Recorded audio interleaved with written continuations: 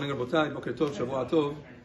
The Chachamim, they established that when we stand in prayer, when we stand to say Tfilat Amida, we're supposed to resemble Malachim saying Shira in front of HaKadosh Baruch Hu. With regards to the Malachim, the Navi writes, V'raglehem regel yeshara, which means that they have only one foot.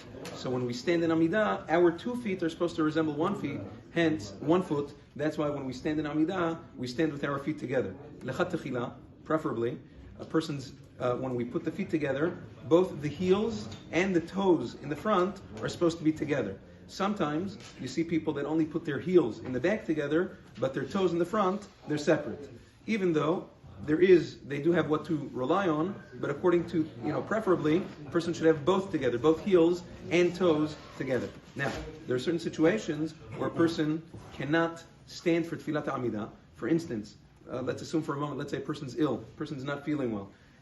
Or a person, let's say it happens a lot with diabetics. They get up, they stand up, and they're very dizzy. They can't stand up and pray. And then, so therefore they sit down and they pray Tfilat Amida. Later, let's say, while it's still Zman Tfilah, the person feels better. The question is, what's the halacha now? He prayed sitting down. It's called Tfilat Amida. Is a person yotzeh or not?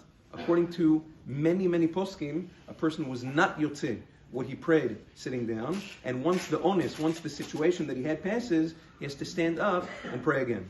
Nevertheless, Maran Zechron V'Bracha, in Yalkut Yosef Chelik Aleph, which he wrote himself, he writes over there that there are several poskim who write that even when a person sits and prays, a person still yotzeh b'di'avad, and therefore over there, what should he do once the onus passes? He says he should stand up and pray again, but he should make a T'nai Nedava, which means, he says, before he starts the Amida again, he should say, if I wasn't yotzeh the first time and I'm chayav to pray again, this should be a tfilat chova, an obligatory prayer.